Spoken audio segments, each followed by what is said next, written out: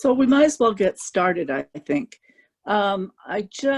Maybe we'll kind of do a little bit of a quick round of introductions. I'm going to start from the bottom of the participant list. So Terry Chapman, if you just want to say hi and kind of who you are. Hi, I'm Terry and I'm from Braylorn. Okay, and then I've got Claire. Hi, my name is Claire Dewar and I'm a senior planner with the Squamish-Lillooet Regional District. And then I've got Kim Needham. Hi, I'm Kim Needham, Director of Planning and Development at the SLRD. And Susan. Hi, I'm Susan Medville and I live in Pemberton and I am a heritage consultant. Sue. Hi, I live in Gun Lake for a long time. I'm a vice chair. And Sal. More? Nope, that's good, Sue. Sal Demir looking at a nice calm Gun Lake out the window.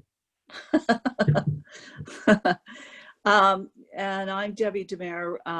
Right now, I am the chair of the Heritage Committee of BRVCA.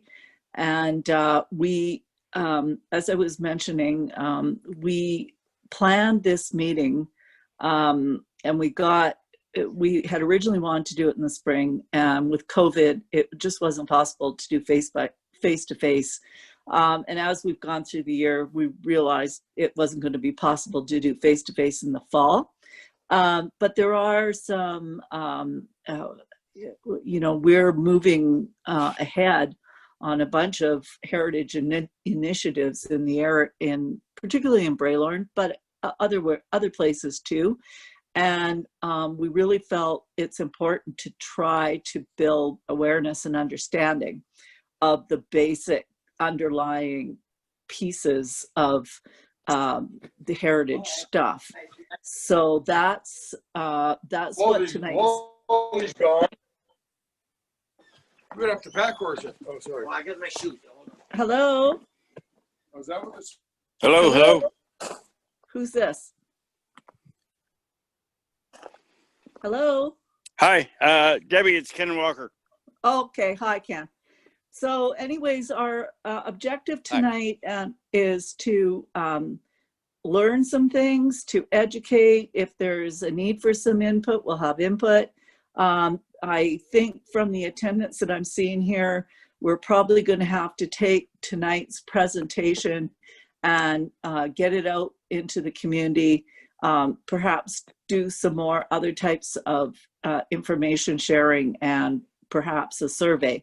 So, but the two pieces tonight, and I want to thank the planning staff from the SLRD, were the actual official community plan and the pieces in it that are related to heritage, and then a discussion of any of the specific kind of like permit areas and Claire will go into this, any specific things related to Braylorn and heritage that we need to be sharing with the community there so they're aware. And then the second part would be Susan Medville, because we really feel we need to get some tools in place. And so the first of those tools would be the Community Heritage Register, what it is and what it isn't. So I'm just going to hand it over to Claire, I guess, and you can fly at her. Awesome. Thank you, Debbie. Great to see everyone here tonight, and I'm glad that we are rolling ahead. It doesn't seem like things are going to be shifting anytime soon, so I think we're just getting creative with what engagement looks like here. But so we were just asked SLRD planning staff to provide a little overview of what heritage policies, and I'll touch really briefly on conservation tools because it sounds like Suzanne might get into that as well, but that we have here specifically for the Upper Bridge River Valley. Next slide, please, Sal. So first off, the OCP has a heritage, whole section on cultural heritage with a specific heritage objective and policies. So really the objective here is to encourage and facilitate the identification, protection, and conservation of heritage resources, including historical buildings, archaeological sites, and historic trails. So that's sort of the frame that we use for our planning lens, and really it's highlighting this heritage value and the opportunities for the community and the local benefits here. Next slide, please, Sal. So I can touch really briefly on the policies, and then if there are questions afterwards, we can kind of get into that more. But really, it's speaking to the fact that development proponents will consider the significance of heritage resources during all phases of project planning, design, implementation, and operation. And then the zoning bylaw, it speaks to the zoning bylaw and making sure that the zoning bylaw is aligned both with the Cultural Heritage Act as well as the OCP. And then 2.3 speaks to the regional district encouraging the development of a heritage inventory and designation of heritage trails by interested parties. 2.4, within the communities of Braylorn and Goldbridge in particular, the regional district encourages property owners to abide by the historic district guidelines in Appendix A, which we will discuss briefly later, which really relates to all renovations of existing residential buildings and construction of new residential buildings. And 2.5 speaks directly to the Halliamore site.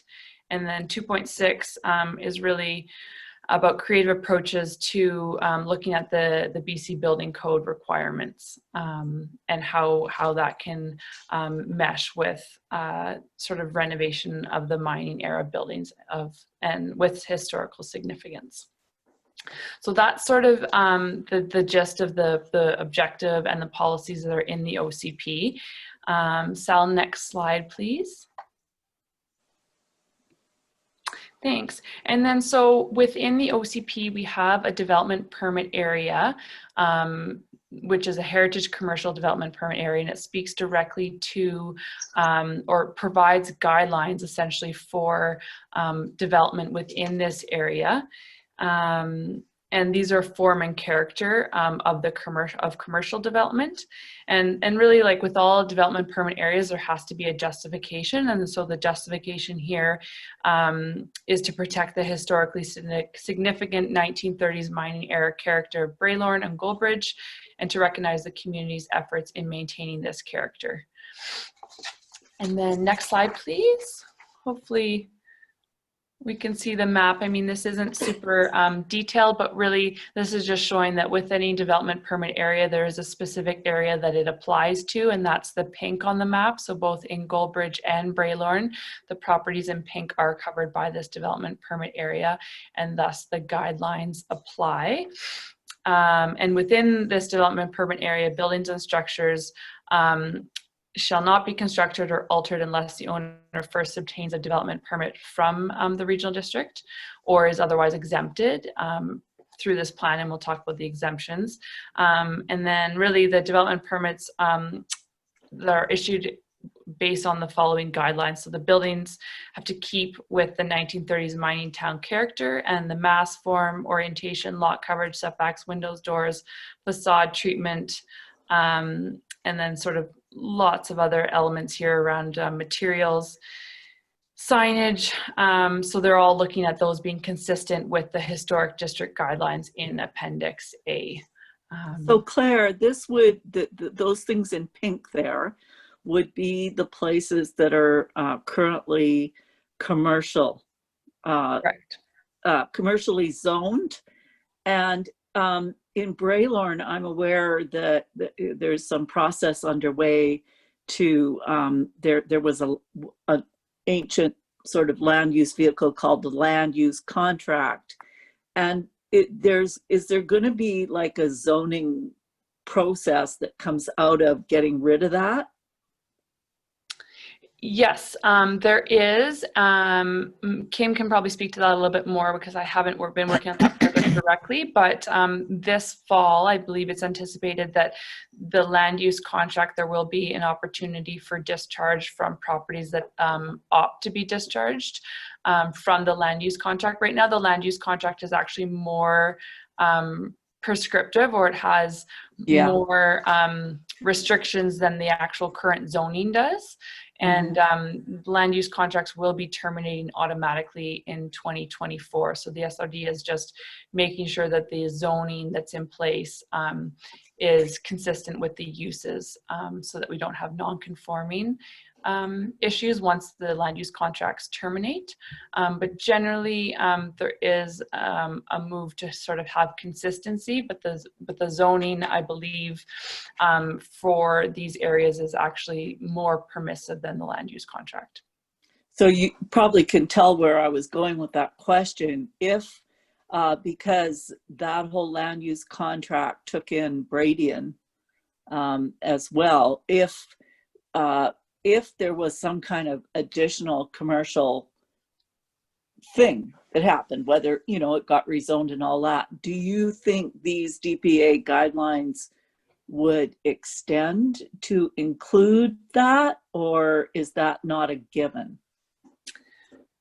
So the DPA guidelines will just cover off the parcels that are pink in the mapping. So that's the scope of the DPA.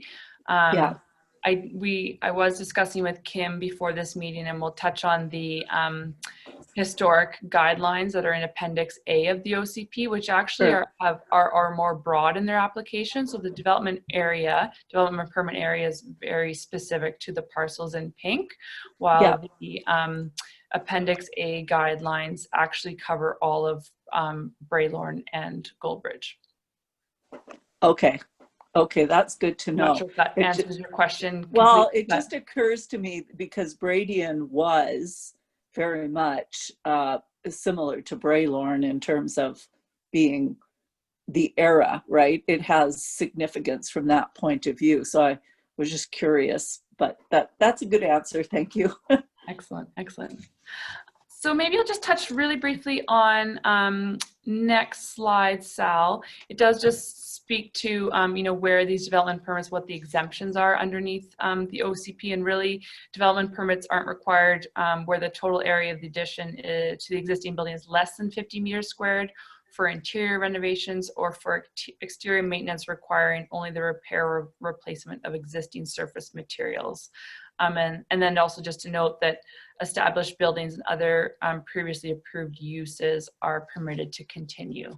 And really in terms of what's required for a development permit, it's really standard, but you do need to provide sort of a plan, and then the location and just sort of details in terms of how you're meeting the guidelines, but it's pretty standard. Maybe the next slide here, and we'll get into sort of what this, and I'm not going to go into details because it is, I think 3 or 4 pages at the back of the OCP, which sort of is something that community members may like to have a look at after this meeting, and I've included a link in these slides.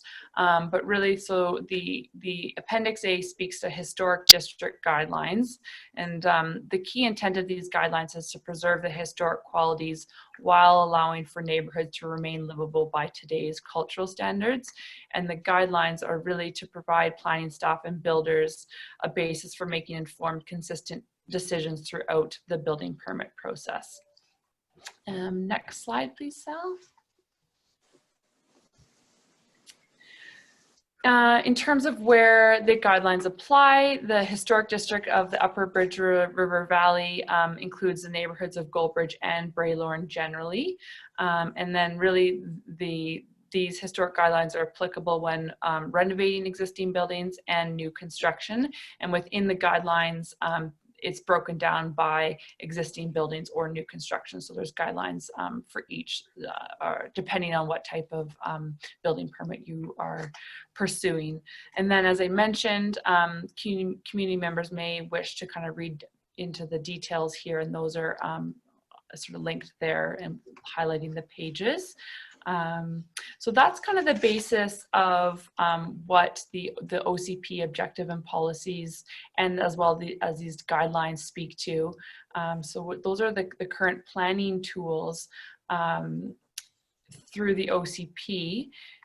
Debbie, I'm not sure if it's relevant, but I did want to acknowledge that there was a board resolution made in November of 2017 that was really just speaking to the need for a high-level analysis of heritage conservation tools for Area A. Yeah. And anyways, the point being there is that work has been done. It's actually not the planning department that is leading that project. It's the SLD project and research coordinator, but a lot of work has been done on this, but it has been on hold just with the resignation of the former electoral area director. And then once the new director was elected, it continued to be on hold with our CAO transition and then COVID-19. So that work has been on pause, but we will know sort of later this fall with our new CAO what the prioritization for this work and timeline for further progress. Yeah, I think too that Director Demare is learning a lot over the last little while about the heritage aspects of things, and how I think there's still the kind of values within the communities, particularly Goldbridge and Braylorn. I'm just not sure how knowledgeable those communities are about translating it, into action when they buy houses and stuff. But the heritage tools are, I think, a really key part of this. And I recognize that we've been through an interesting times, but I do hope that it moves forward so that we can try to preserve what's possible to preserve. And yeah, anyways. Absolutely, perfect. Well, Sal, maybe do you want to flip to the next slide, and I'll just speak really briefly because I know that Susan might be speaking to. So this was just generally the board resolution, and I won't get into it, but there has been lots of thought into this heritage piece already. And then the next slide, I thought we would just highlight, sorry, next one, that was just the update. Thank you. Yeah. Next one, I just wanted to highlight that we actually, we have a Heritage Conservation Service established bylaw for Area A and D, which is really the enabling bylaw for next steps from an SLRD tools perspective. But we do, so the Area A bylaw allows for cost recovery by means of requisition only, while the Area D bylaw is a bit broader. And then maybe the next slide, Sal, and I'll probably wrap it up here, but we do have a community heritage register already, which in the SLRD, and so in this community heritage register, there are 10 properties related to the Britannia mines site and associated with the Britannia Oceanfront Development Corporation project. So there is opportunity through the service establishment bylaw and then also this community heritage register that we have already in place at the SLRD to explore more options in the Upper Bridge River Valley. So do you see the existing community heritage register kind of, could it be just expanded?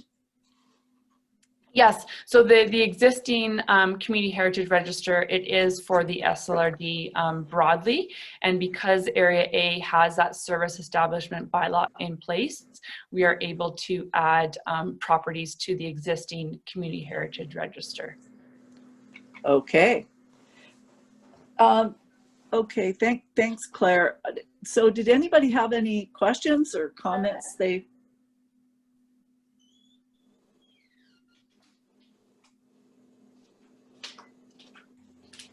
So this is Sal. So the Aylmore Heritage Site is the one for Area A already?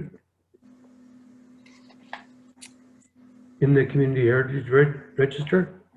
No, so that actually predated the Community Heritage Register. The 10 properties right now that are in the SRD Community Heritage Register are just located in the Britannia mine site.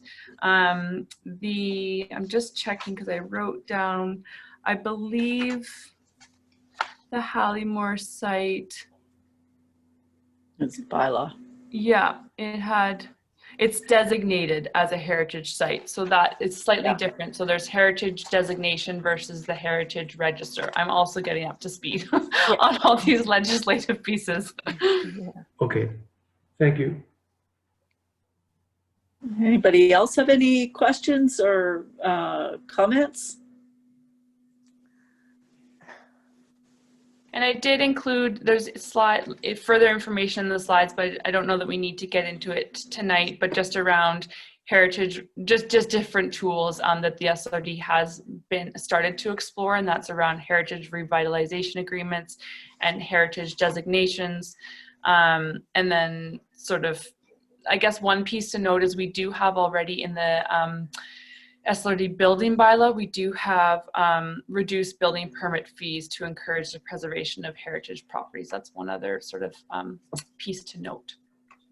And just in my foggy memory, I thought, do we have, does the SLRD have like any brochures or anything like that on these specific, I know there was one at one time on the building permit process, but is there anything specifically on the heritage district guidelines and so on? I don't believe so, no. Okay. Can I That ask might- a question, Claire? So for the Community Heritage Register that's already established for the SLRD as a whole, do you guys have a Community Heritage Commission established too? Pardon me, sorry, I missed that last bit. That's okay. I think it's Kenny. Kenny, can you put yourself on mute? Okay, yeah. It says radio in the background. Try again, Susan. Okay, so I was just wondering if there is a Community Heritage committee for the Community Heritage Register that's already established for SLRD wide. Yeah, not that I'm aware of. Okay. Kim might be able to chime in there as well. Okay. But I believe it does, there is a requirement for SLRD board approval of all sites that are added to that register, but maybe Okay. Kim will let you speak to, I don't believe there's any committee. Okay. There's not. Okay. So what's the process then to bring those to the table that's already established then? So like if there's buildings that should potentially be included on the Community Heritage Register, is there policy in place or procedure in place to do that? There's not currently. The ones Okay. that are on the register came through because the developer wanted to see those buildings preserved as part of their development. So it was Okay. a negotiated development deal, Okay. and we put them on the register through Okay. that process. Okay. A little out of order, but okay. But it's done, which is great. So, okay.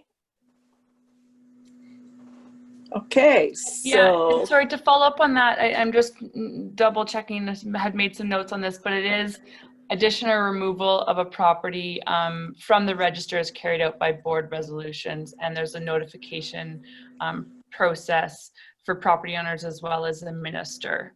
So I guess that's the process that's in place Okay. so All right. far. Okay. okay, that's really helpful, Claire. Yeah. So thank you very much too, by the way. My pleasure. Yeah, so Susan, did you want to kind of carry on from here Yep. then? Yes, my family just walked in. Hi. Bye. All right. Of course, that's just the timing of Zoom meetings now. So what I've done is I've put together sort of an introduction more for the SLRD area A, Bridge River area. to look into the possibility of establishing its own community heritage register.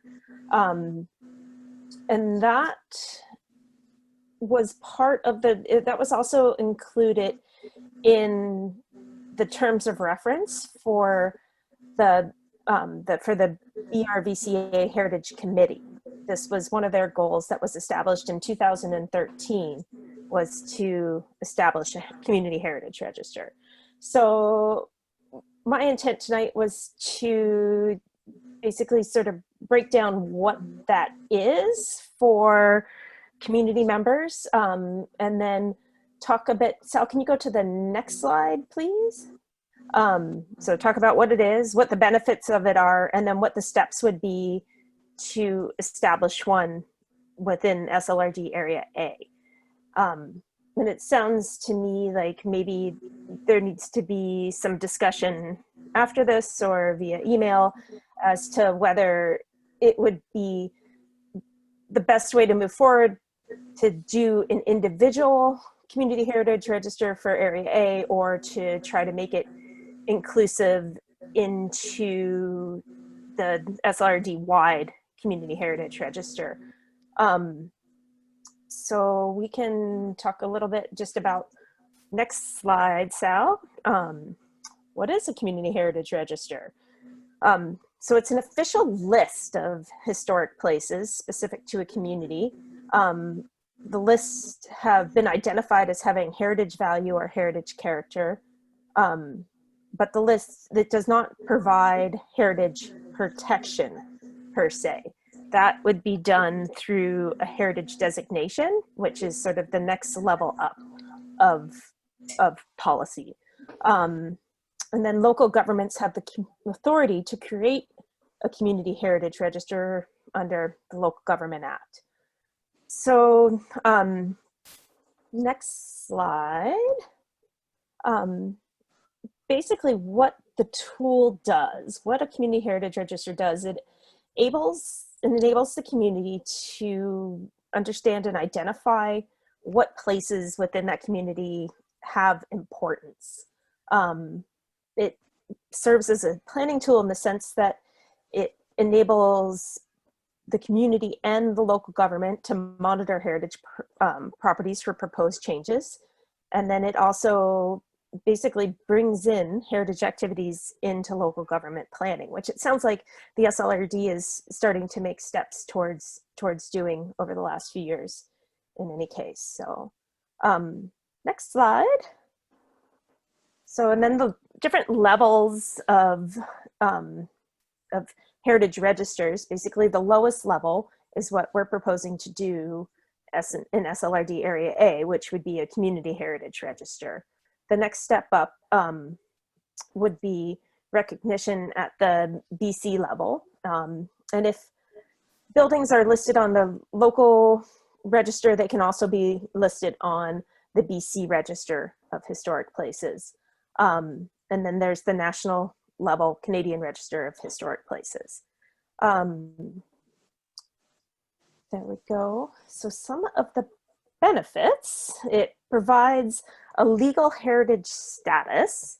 So again, it does not necessarily provide protection, but it does provide a level of recognition. It provides eligibility for special provisions within the BC Building Code. Those provisions are moderately limited, but what they do is if certain requirements are met, there are laws and rules, I guess, within that building code that enable the historic fabric to stay intact within the structures. And then hopefully also as sort of the public outreach part, once things are listed within a community heritage register, it's ideal that that information can be provided to the public either through the SLRD website or through the BRVCA website, so that there's that information about those structures that people can learn more about them. and through that education, it hopefully enhances community sustainability, and then also integrates heritage conservation activities into the planning process. We already covered recognition, and it allows a local government to consider, and if necessary, undertake protective action, such as temporarily withholding demolition and building permits and ordering heritage inspections. That's sort of the heavy-handed aspect of it. And then it is also a condition, I think this is one of the greater benefits though, is once buildings are listed on a community heritage register, it opens them up to a lot of different funding streams, specifically, more specifically to publicly owned buildings. So those heritage assets, which the BRVCA or the Braylorn Community Association own, there is money out there for their restoration if they are listed on a heritage register and they have a statement of significance. So next. And I think the discussions we've had have been primarily around the really key buildings and trying to get them onto a heritage register so that we can get some of those benefits. And so the Braylorn Church, the Braylorn Hall, the Braylorn Pioneer Mines office building, and also the community resource building in Goldbridge. And there may be some other sites, like Talisker is expressing an interest in rejigging the Pioneer Mines site and allowing it to have some heritage interpretation on it. So I think that's probably maybe similar to Britannia mine. It's very specific buildings. It's not the whole community. No. And Hailmore site too. And Hailmore site too. Yep. Sorry, didn't mean to miss that one. No. So, and I think the Minto location is perhaps already on a registry somewhere because of the Japanese internment count. It has been recognized by Heritage BC. So, and it was included within an inventory of internment camps throughout British Columbia. So, all right. So Sal, next slide, please. So what does it not do? It does not mean that the resource is protected from demolition, alterations. It's simply formally recognized as a heritage resource by the city or SLRD, or I guess the city's not applicable here, but by the local government. Does not imply any cost to the local government, and it does not imply any cost to the property owners. And it does not limit a property's owner ability to make changes to their listed property outside of what has already been required by the OCP. So next. So I'm gonna deviate a little bit from the slide here.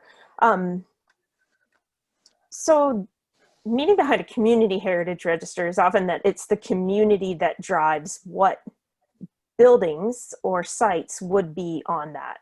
And the buildings that Debbie had just spoken about had previously been identified through community consultation that took place in, I think it was 2013. Was it that early, or it was maybe 2014 when the Bridge River Valley Community Association formed their Heritage Committee. There were a number of group meetings where people from the community got together and said, these buildings and these sites are important to us. And that list was quite a bit longer than those that we've just listed, but that step has taken place. So the Community Heritage Commission would be a group of members or representatives, inclusive of those from local government. So it would be people within the community, perhaps even the the already existing BRVCA Heritage Committee in addition to some local government members, which can basically run the program. They would run a heritage recognition program, which in part the BRVCA Heritage Committee is already doing. But to form the Community Heritage Register, that would need to be done by a resolution through SLRD Area A.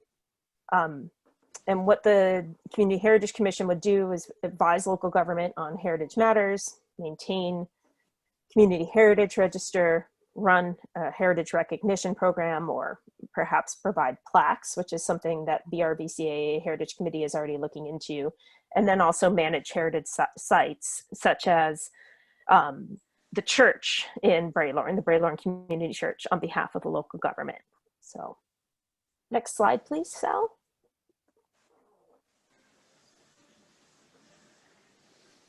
So the role of the Community Heritage Commission would be to provide an inventory, which was listed as one of the goals of the OCP. There's a very loose inventory. An inventory is not necessarily, it's more of an informational listing, not a highly detailed listing of what heritage resources there are. I do think, and it sounds like on the SLRD level too, there needs to be a process developed for the inclusion on the Community Heritage Register. Why would a building go on there? And then establishing a formal Community Heritage Register. So, and the process of determining what would go onto the Community Heritage Register is often done through community consultation and developing a framework and heritage context for it, for a specific area. So just speaking to sort of Kim and Claire here, from my point of view, it would be great if you could do it SLRD wide, but I think that there would need to, because it's such a large regional district and there's so much diversity in each of the different areas, it's almost that context statements would need to be developed for each, one for each area. So in order to provide that framework of how to fit specific sites in. So that's just sort of an aside outside of the more narrow focus of this presentation. Okay, next slide, Sal.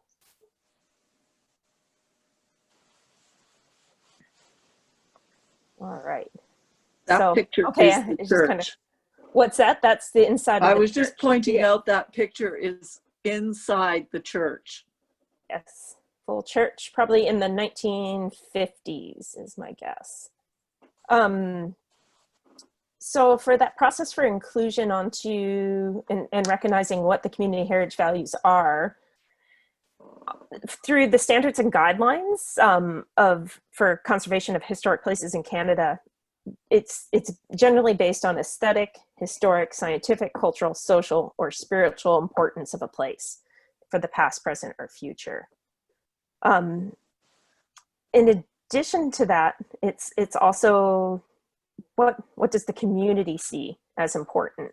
So in that sense, next slide, Sal, we can kind of go into, oh, sorry, I guess my slides weren't quite all in line there. But looking into those reoccurring themes and values throughout a community's history, connections with the community in the region, and lost resources like Minto, and then development periods. So for a place like Braylorn, there would be sort of early exploration. There would be the mine years where the mine was quite successful, and then there would be the period post mine, more tourism and outdoor recreation, as well as the development of the hydro projects in the area. So next slide. So, and then for the sort of the values-based themes or identifying heritage value, one of the things that I thought a good example, and this has already been mentioned, and it was mentioned in the OCP too, which I thought was great, is trails and the importance of the different trails to the community. So it's not just buildings, it can also be things, built environment that have that were like a trail or a dam those could be examples of things that have heritage value. Next slide, Sal. So I touched on this a bit, what's been done already.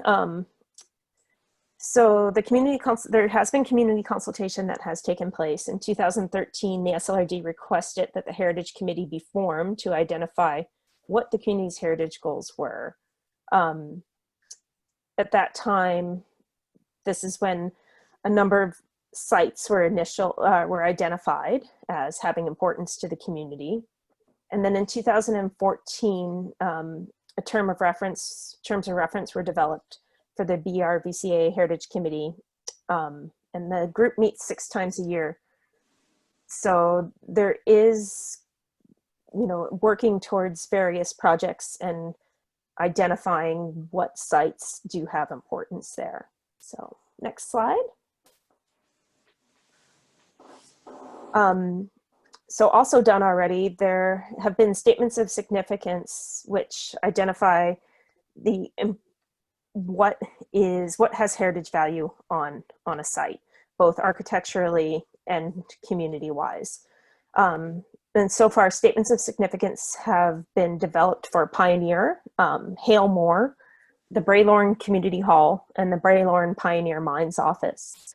And then heritage information has been collected and developed for the Braylorne Community Church through the BRA, the Sunshine Ski Hill, and then through the Statlium Shalath.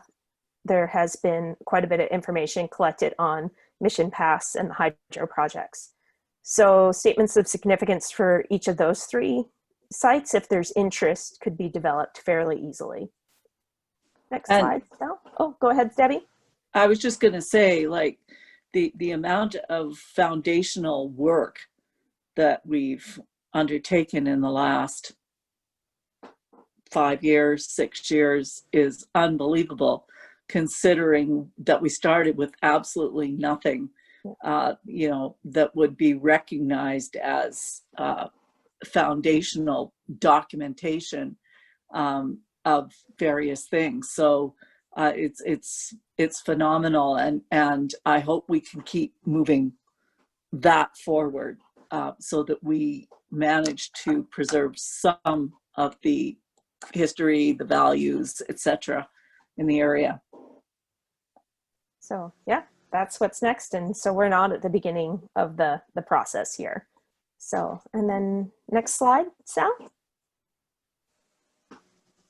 So the next steps would ideally to form a BRVCA Community Heritage Committee designated by the SLRD. And then that Community Heritage Commission would develop its own terms of reference and provide training on heritage issues and best practices. And I would also say receive training on heritage issues. There's a number of online courses that are provided by Heritage BC, which are very valuable, which would help the Community Heritage Commission understand the number of resources and how to handle them in SLRD Area A. I do think that criteria for inclusion on the register should be developed. The buildings that have been identified are very clearly they do have value to the community. They have been identified through community consultation, but for future buildings, I think that it is important to have some sort of criteria that is written out. And then determine what could be used as a database for a community heritage register, whether it's hosted by the SLRD or hosted by the BRVCA, so that information is available to the public. And then develop a process and a schedule for maintaining the register so that at least on a yearly basis, the Community Heritage Commission meets and determines if any other buildings will be added to the register or if any had been altered so much that they should be taken off. So that's it. And I did want to say, I relied very heavily on Heritage BC for this presentation. So thanks to them. So, all right. They're awesome. They are awesome. Yes, they are. So did you guys have any questions for me? I think your presentation was great, Susan. Oh, thank you. Thank you very much. Thank you. All right. Yeah, so I tell you, I've lived in this valley for over 50 years and I'm still learning stuff that I don't know. Holy curly. There's lots of information there's layers upon layers of it. So Okay, we've got to get Indeed some there are. trails. We have to get some trails on that list. okay, I agree. So yeah, well, those pictures were, the trails are very historic up here as well. So, yeah. It's Kim speaking. I agree with you, Debbie. There's been a lot of work done, and actually more than I even realized. I didn't realize that there were so many statements of significance already prepared. It sounds like you're pretty well ready to go in terms of getting on a register. Yeah. Yeah, we are. And when we initially made the request to the SLRD, I think that we were ready then. I think we're even more ready now for a whole variety of reasons. And with more foundational, we're going to keep doing the foundational work, whether there's a heritage register or not. But with some of our projects, let's take, for an example, the Braylorn Pioneer Mines office building. It is, in my opinion, quite urgent that we do whatever we can to get that building some kind of status, because for us to, and we're busily applying for funds and doing everything we can, it would certainly cement that building's importance in Braylorn, but also in this entire area. So if we were ready a year ago, and if anything, in certain buildings, it's becoming more urgent.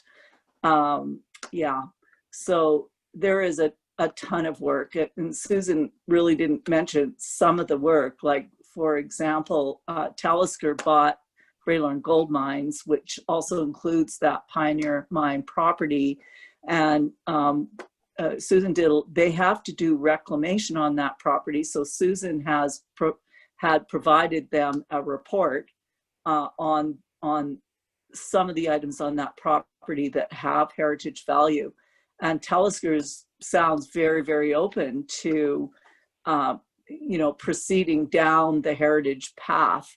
And that is such an important site. And when we did the original consultation, with various parts of the community, that came up as one of the top 4 sites, because so many people work there and live there. And there's, we have done a lot, and there's actually more coming. And I think what we have done is stem, to a degree, the tide of what happens in places like this where the stuff just disappears.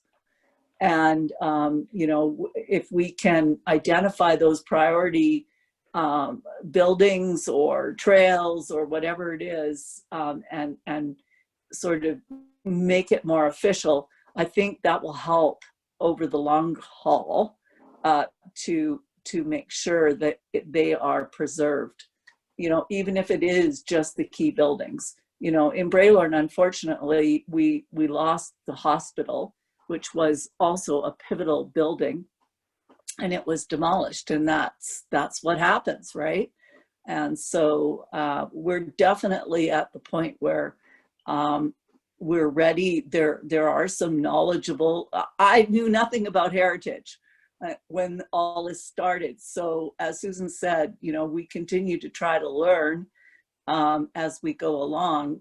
But we do have some knowledgeable people in our committee as well. So yeah, we've come a long ways, and I would say our state of readiness from, I think from the way the SLRD might look at it, is that they're not dealing with sort of a very beginning group. They're dealing with a process that is unfolding and solidifying.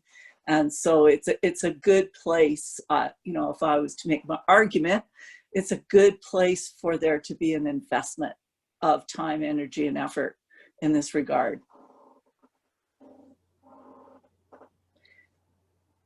So that's my speech, and I'm sticking to it. Anybody else have any comments or questions?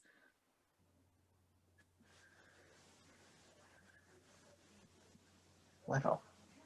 Terry, I would Go like ahead. it actually, Debbie, if we could get copies of all the statements of significance just to see what is there. It almost seems to me like with all the work you've done, you don't even really need a committee at this point. A committee is usually a sort of a group that's pulled together to identify buildings and do the research, but it seems like you're actually beyond the committee stage.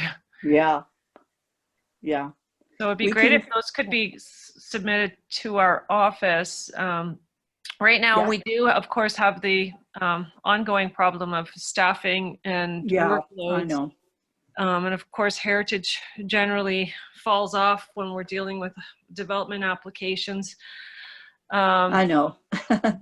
But it would be great if we could find the time at some point to really push to get the register done.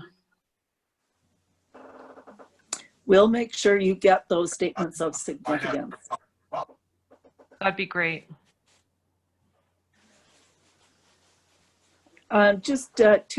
Terry Chapman, I'm wondering from the Braylorn perspective, what you think, should we keep at getting information in the community and talking about this? Or do you think it's sort of a non-issue? I think some people will want more information and others will think it's a non-issue anymore. So you think we should keep working at it? I would, yes. Okay.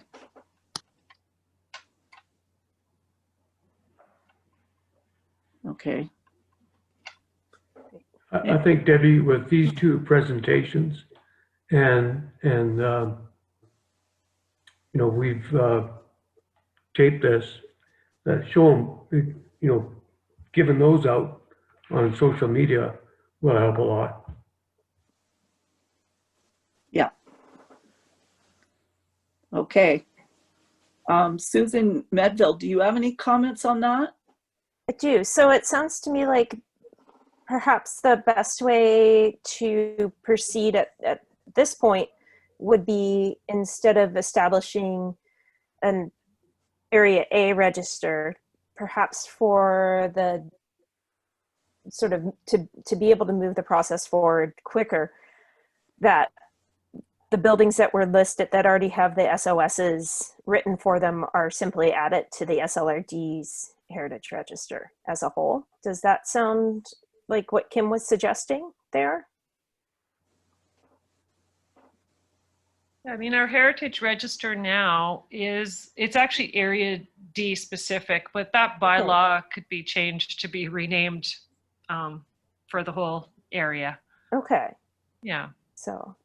Let's do that.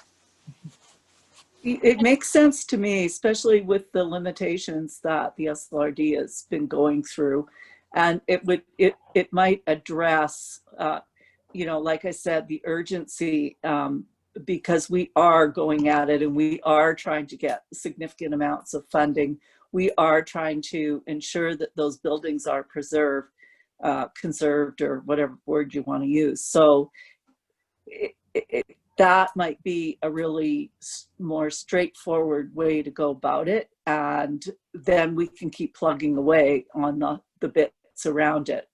And also keep plugging away to make sure that, particularly in Braylorn, that everybody understands what is being done and what it means, rather than, you know, somebody's going to have their house, they're going to be restricted in what they can do with their house, sort of thing. So yeah, I kind of have that feeling after listening to this presentation, talking to you guys. Sue, did you have any comments? I'm just, no. I'm good there. So Kim, I just Kim, this is Sal. keep learning. Kim, this is Sal. Maybe, I know over the next couple of weeks they're crazy for all of us with UBCM and meetings, but we should get together and figure out a director report to do what we just said we're going to do. Include us, or, you know, change that bylaw for Area D and have it for the whole SLRD. Because I could do a director report and request it.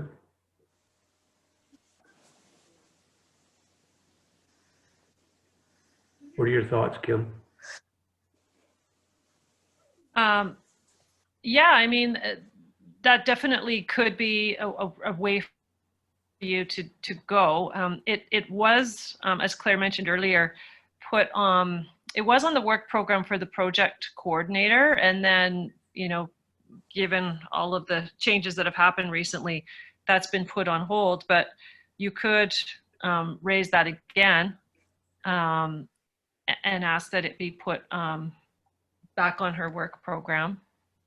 Yeah. Yeah, because I can't remember which meeting it was, but I deferred the meeting because I wanted to have this public consultation process.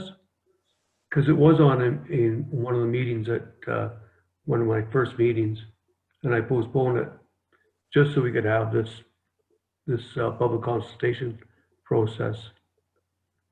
I mean, there's still a little bit more to go, but at least we could prep up a director report.